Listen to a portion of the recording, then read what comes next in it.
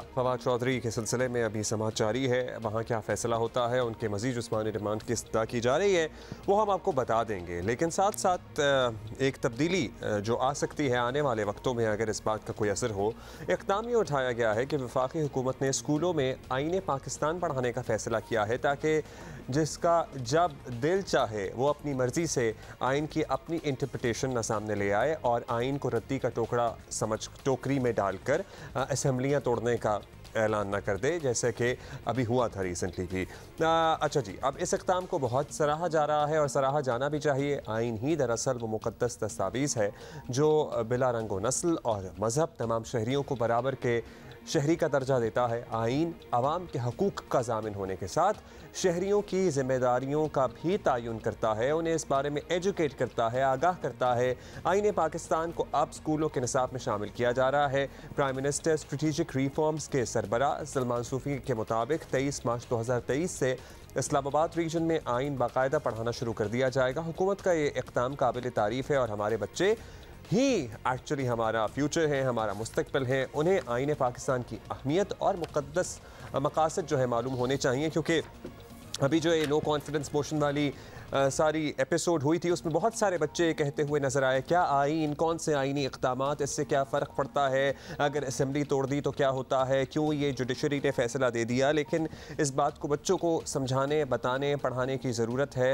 नौजवानों को पर्टिकुलरली, हम तो बच्चे ही कहेंगे कि भाई ये ही वो दस्तावेज़ है जिसके तहत ये फेडरेशन कायम है। ये तमाम सूबे एक दूसरे के साथ एक इकाई की सूरत में मौजूद हैं और यही वो दस्तावेज़ है जो तमाम पाकिस्तानियों को, तमाम सूबों को और आज़ाद कश्मीर को और गिलगित बल्तिस्तान को और हमारे जितने भी रीजन्स हैं उन्हें जोड़ती है और हमें पाकिस्तानी बनाती है।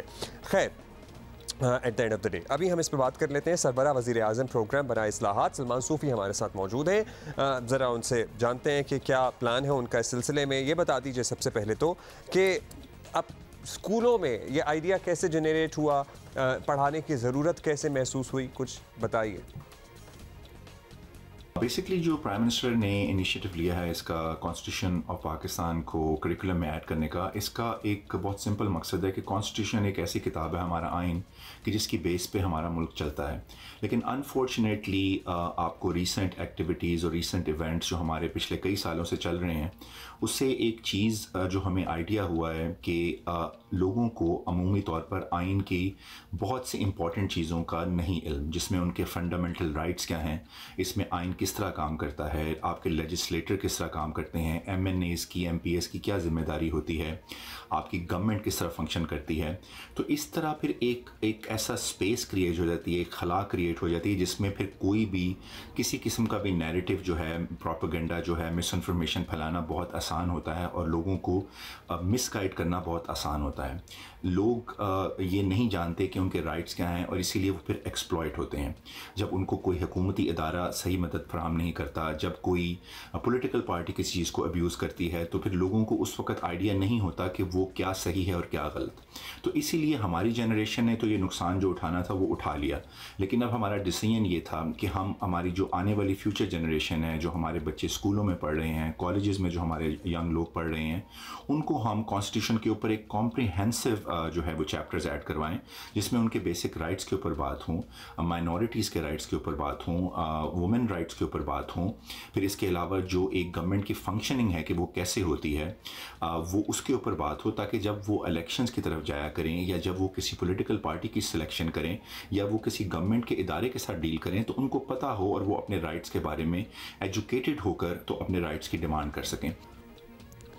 अच्छा सलमान साहब, आइन पाकिस्तान सबसे पहले तो आपको पता है बच्चों का बहुत फेवरेट सब्जेक्ट नहीं होता है पाकिस्तान स्टडीज़। उन्हें मुश्किल लगता है वो सारी चीज़ें याद करना या याद रखना। किस शक्ल में पढ़ाया जाएगा, किस लैंग्वेज में पढ़ाया जाएगा, इसके कुछ हिस्से पढ़ाए जाएंगे, ओवरऑल इसके बारे में आगाही दी जाएगी, कुछ इस बारे में फ़ैसला हुआ है? जो कॉन्स्टिट्यूशन के अंदर जो मेजर क्लॉजेस हैं, जो मेजर इसकी इंफॉर्मेशन है, उसको उर्दू, पंजाबी, पश्तो, फिर इसके अलावा बलोची, सिंधी और तमाम पाकिस्तान में जो ज़बानें बोली जाती हैं उसके अंदर कन्वर्ट किया जाएगा। और फिर चैप्टर्स की जो इंटेंसिटी है वो ग्रेड वाइज जो है वो बढ़ाई जाएगी। जिस तरह 8th, 9th, 10th से ये स्टार्ट किया जाएगा और फिर उसके बाद कॉलेज, यूनिवर्सिटीज़ के अंदर जो इसकी जो इंडोक्ट्रिनेशन है वो हम उसको अच्छे तरीके से उनकी ग्रेड्स के लेवल्स के हिसाब से बढ़ाया जाएगा। और इसमें हमने जो हमारा जो federal ministry of education Rana Tanveer साहब जिसको हेड करते हैं, उन्होंने ऑलरेडी इसके अंदर एक टीम इस्टेब्लिश कर ली है जिसको हम सपोर्ट कर रहे हैं। और उसके अंदर हम मुख्तलिफ जो हमारे जो इदारे हैं जो कि नॉन गवर्नमेंट इदारे हैं, हम उनको भी इन्वाइट कर रहे हैं विद इन अ वीक और टू, कि ताकि उनकी इनपुट ली जाए कि वो क्या समझते हैं कि क्या चीज़ इसमें सबसे ज़्यादा इंपॉर्टेंट है और किस चीज़ को सबसे ज़्यादा हाईलाइट किया जाना है कि चाहिए कि जिस चीज़ की वजह से पाकिस्तान को सबसे ज़्यादा नुकसान हो रहा है। तो हम इसलिए ये जो इंशाअल्लाह ताला हमारा इरादा है कि 23 मार्च को प्राइम मिनिस्टर शहबाज शरीफ साहब की इंस्ट्रक्शन पे ये लॉन्च होगा। सलमान साहब, आप भी भरपूर आए थे और उसके बाद आप कहीं नज़र नहीं आए। बड़ी इस्लाहात के ऐलान भी किए थे, एयरपोर्ट से लेकर तालीम, ख़वातीन पर मज़ालिम से मुताल्लिक़ कानून साजी पर कहीं कोई पेशरफ्त हुई या आप भी अभी बैठे हुए हैं झाग की तरह? क्योंकि ज़ाहिर है सारे कानूनदानी सियासी लड़ाइयों में बिजी हैं, ऐसा लग रहा है। जी नहीं, हमारा काम तो अल्हम्दुलिल्लाह चल रहा है और हमने काफ़ी रिफॉर्म्स जो हैं वो ऑलरेडी इंट्रोड्यूस करवा भी दिए हैं। जिसमें अगर आप एजुकेशन की बात करें तो एनिमल राइट्स का जो करिकुलम है वो ऑलरेडी एडिड है अब हमारे करिकुलम के अंदर। एनिमल राइट्स के ऊपर बुक्स जो हैं वो ऑलरेडी डिस्ट्रीब्यूट हो चुकी हैं और वो it's a part of the curriculum now. फिर ये कॉन्स्टिट्यूशन जो हमारा अब जो अभी हम डिस्कशन कर रहे थे ये आ रहा है।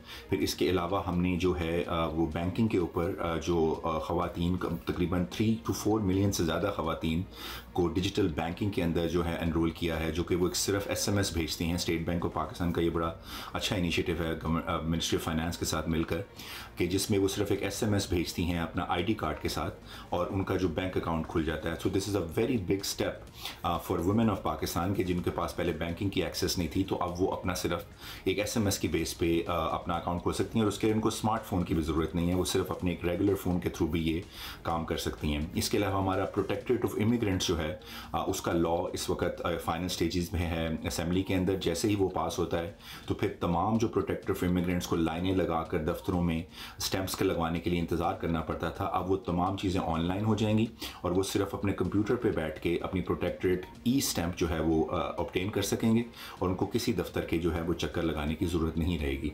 इसके अलावा एनिमल राइट्स का जो लॉ है वो भी हमारा ड्राफ्ट कंप्लीट है, वो अब इस वक्त सिर्फ फाइनल वेटिंग में है। तो इंशाअल्लाह ताला हम होप कर रहे हैं कि वो विद इन अ मंथ वो भी पास हो जाएगा। और इसके अलावा एयरपोर्ट्स की जो आपने बात की, तो PIA की मेरे लास्ट US का जो हमारी मीटिंग हुई थी तो उसमें PIA की भी हमें उन्होंने एक कंडीशनल जो है वो अप्रूवल दे दी थी कि US की फ़्लाइट्स जो स्टार्ट हो रही हैं और उसको ख्वाजा साद रफ़ीक साहब हैंडल कर रहे हैं और इंशाअल्लाह वो भी अनकरीब स्टार्ट हो जाएगा। फिर इसके अलावा जो पासपोर्ट्स का मैंने अनाउंस किया था वो ऑलरेडी हो चुका है कि पासपोर्ट की जो फ़ीस है वो आप ऑनलाइन जमा करवा सकते हैं।